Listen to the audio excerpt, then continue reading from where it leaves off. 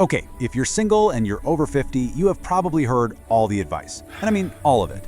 Well, today we're going to cut through all that noise. We're going to focus on one single, really powerful action you can take to not just get by, but to actually thrive. So let's dive right in. So, are you just so tired of hearing things like, oh, you just need to love yourself first, or you have to learn to be alone? Look, that's all true, it's great advice, but come on, if you've been single for a little while, chances are you're an absolute pro at being in your own company. It's time for something more, something practical. And here's the thing, the reality is, while being comfortable on your own is an amazing foundation, the world itself has changed. I mean, it's completely different now. The old playbook for how to meet people and connect with them, it just doesn't really apply anymore. And that's exactly why we need a new strategy.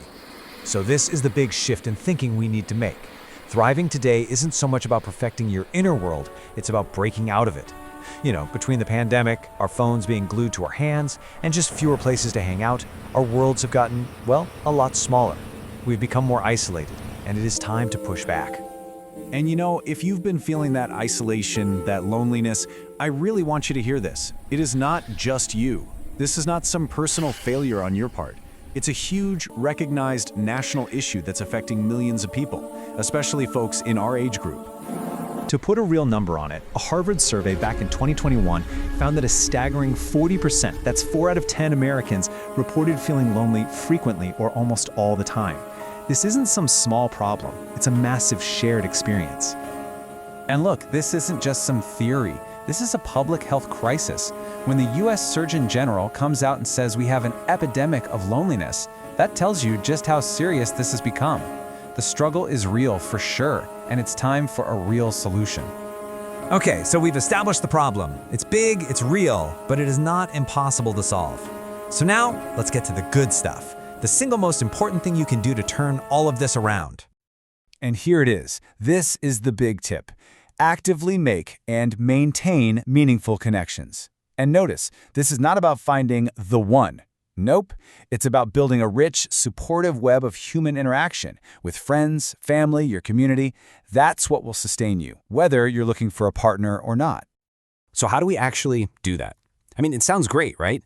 Meaningful connection. But what does that look like in the real world? Let's break it down into 3 clear, actionable ways you can start building these connections, like right now. First, cultivate your circle. That means actually reaching out to the friends and family you already have. Second, pursue your passions. Find groups, classes, hobbies that genuinely excite you. And third, and this one is huge, start flirting again. Put the phone down. Just interact with people in the real world. You'd be amazed what a simple hello can do. And this just shows you that opportunities are literally everywhere. We're talking about volunteering, taking an art class, or joining a meetup group for hiking.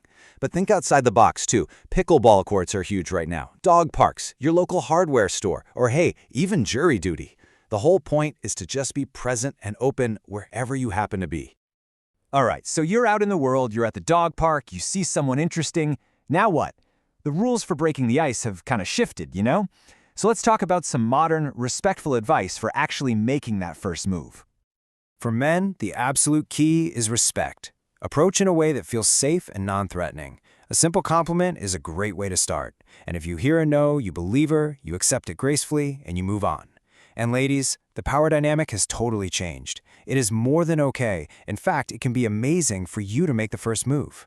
Ask a question, share a laugh. You might be giving someone the exact opening they were hoping for.